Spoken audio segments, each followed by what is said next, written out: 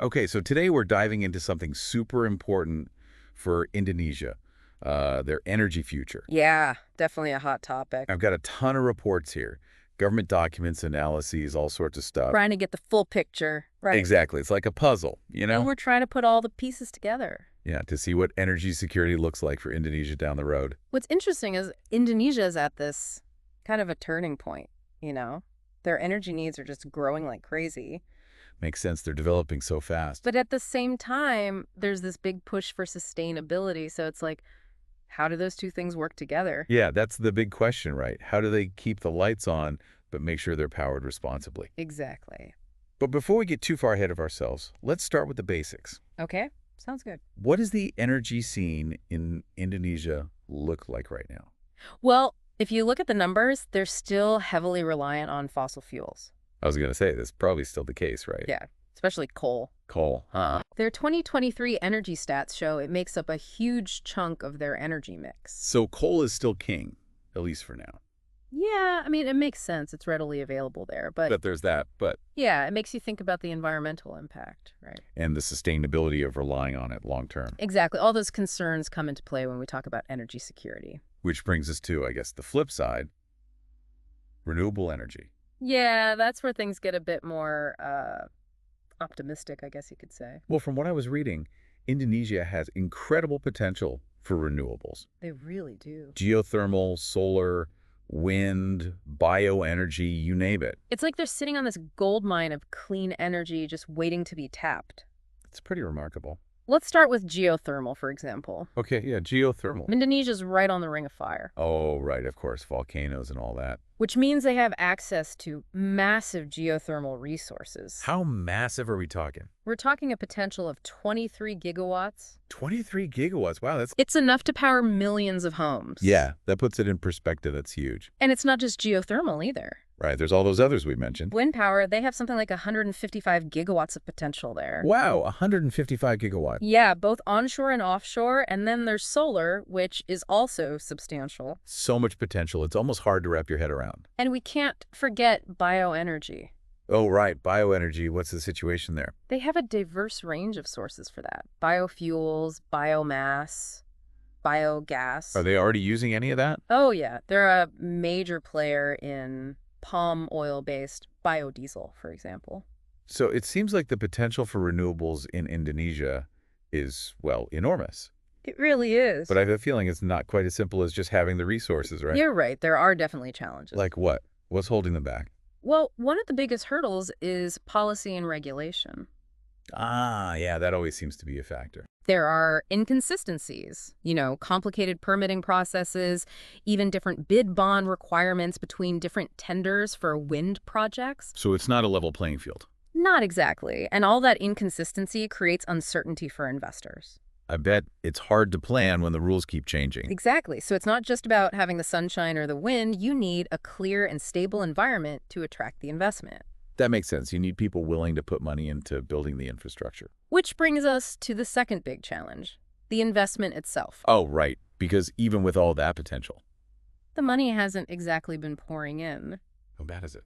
Well, over the past 7 years, investment in renewable energy in Indonesia has basically stagnated. Stagnated, huh? Yeah, they only reached about 1.5 billion US dollars in 2023. 1.5 billion, that doesn't sound like much considering how much we're talking about here. It's a drop in the bucket compared to the potential. And I'm guessing that lack of investment then impacts the next challenge. You got it. Grid infrastructure. Yeah, because it's one thing to generate the energy, but you have to get it to where it's needed. It's a huge challenge, especially with renewables like solar and wind. Because they're intermittent, right? Exactly. The sun's not always shining, the wind's not always blowing, so integrating that into the existing grid is really difficult. Yeah, I bet those big battery systems to store energy are expensive. Very expensive, which is another barrier. So it's like this vicious cycle. You need the investment to build the infrastructure, but you need a reliable grid to attract the investment. It's a classic chicken and egg problem. Yeah, a tough nut to crack. Definitely a complex web of challenges. Let's talk about wind energy specifically for a moment. Sure. What about it?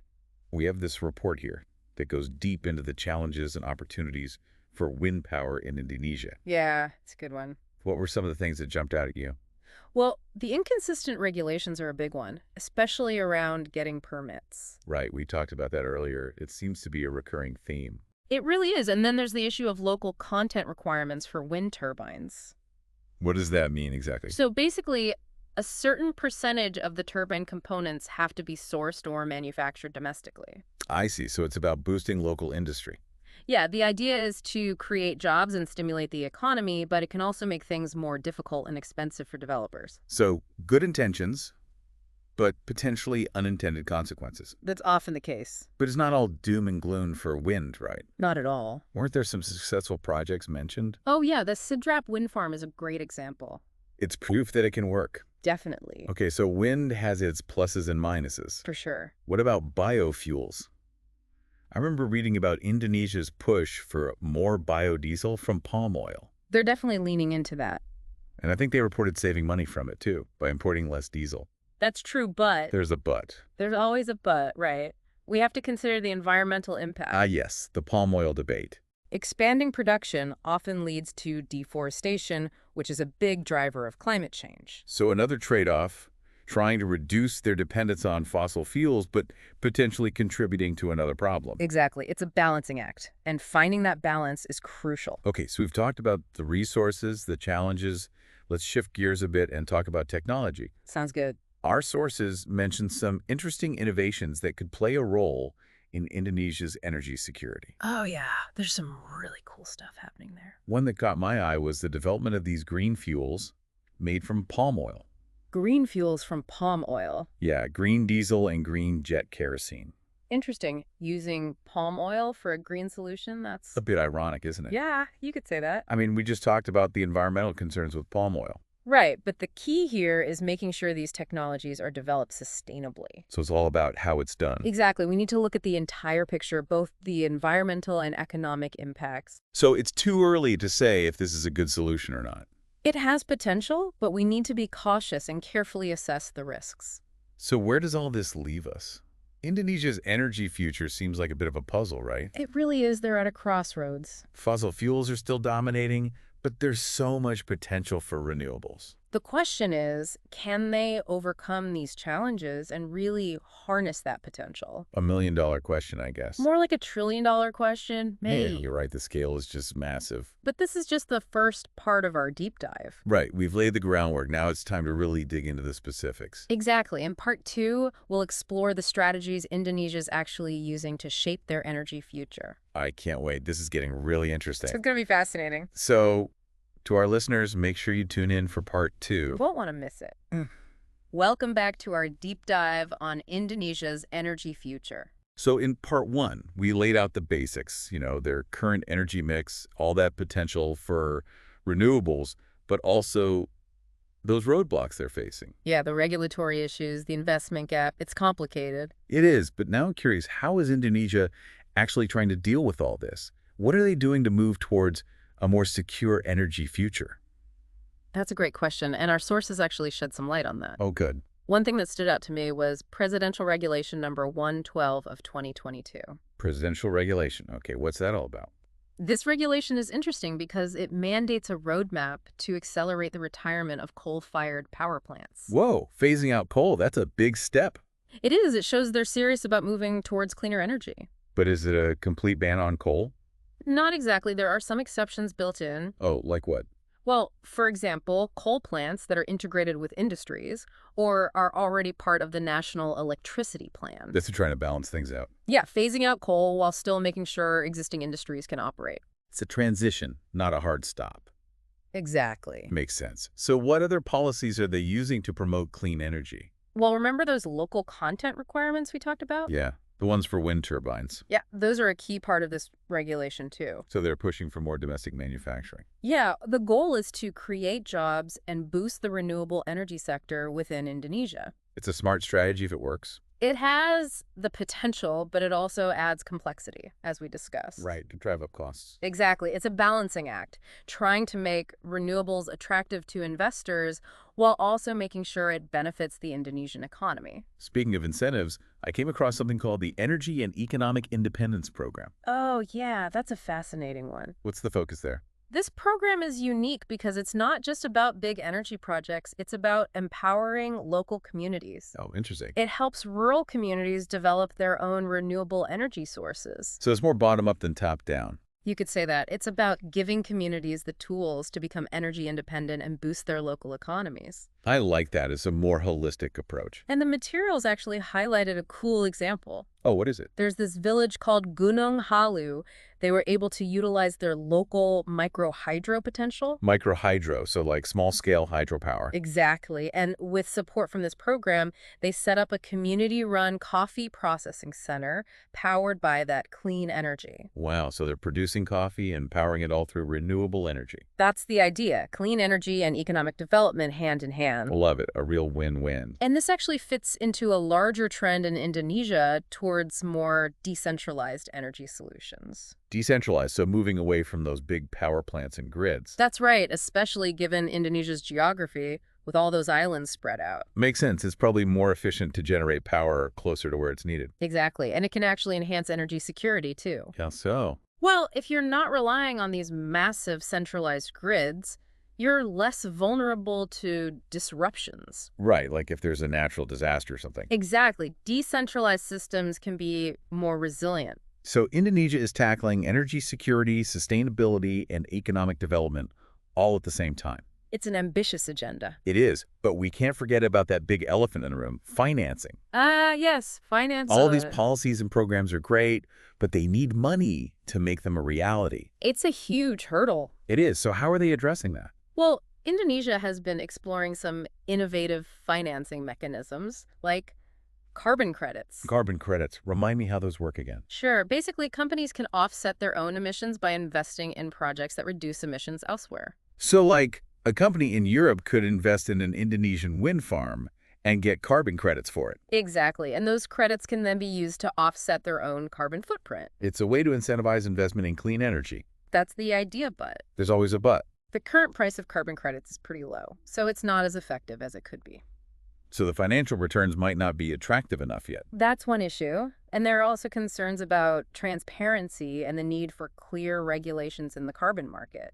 Which makes investors hesitant. Of course, they want to know the rules of the game before they put their money in. So even with these innovative approaches, there are still challenges. There always are. It's a complex landscape. It seems like Indonesia's energy transition is a constant balancing act. It really is, trying to find the right mix of policies, market mechanisms, and technological solutions. It's a work in progress, but it's exciting to see them tackling it head on. And it's a story that's still unfolding. That's what makes it so fascinating. We'll see what the future holds. All right, so we're back for the final part of our deep dive into Indonesia's energy future. It's been quite a journey so far. It has. We've covered a lot of ground. From fossil fuels to renewables, the challenges, the policies, the innovations. But now I want to get even more specific. Like, what are some real-world examples of how Indonesia is actually putting these ideas into action? Well, one strategy that's gaining a lot of attention is this idea of de-dieselization. De-dieselization, that's a new one. Yeah, it's basically about replacing diesel-powered generators, especially in those more remote areas. Oh, I see. Those islands where it's hard to get power from the main grid. Exactly. So instead of relying on diesel, which is expensive and polluting, they're looking at renewable alternatives. That makes sense, especially given the environmental impact of all that diesel. And the logistics of transporting fuel to all those islands. Why, it must be a nightmare. So PLN, the state electricity company, has actually launched a program to phase out those diesel generators. Oh, so they're actively working on this. Yeah, they're replacing them with cleaner options. What kind of options are we talking about? Well, it really depends on the location and the resources available. So no one-size-fits-all solution. Exactly. Some areas might be perfect for solar, others for wind, maybe bioenergy, or even a combination. So they're tailoring the solution to each specific situation. That's the idea, finding the best fit. It's great to see them actually making progress. Yeah, it shows a real commitment to moving away from diesel. And it's not just about replacing generators, right? No, they're also finding innovative ways to integrate renewables into their existing grid. Which brings us back to that challenge of grid stability. Yeah, renewables can be intermittent, which makes it tricky to maintain a reliable power supply. So how are they dealing with that? One solution they're looking at is pumped storage hydropower. Pumped storage hydropower. What is that? Imagine it like a giant battery for the grid. A battery made of water. Well, kind of. When there's excess electricity from renewables, like during peak solar or wind production, Yeah. they use that energy to pump water uphill to a reservoir. So you're storing the energy as potential energy. Yeah. Exactly. Then when demand is high, and maybe the sun's not shining or the wind's not blowing, they release the water downhill. And that generates electricity. Right. The water flows through turbines just like a regular hydroelectric plant. That's amazing. It's like having a giant natural battery. It's pretty ingenious. And is that the only solution they're exploring?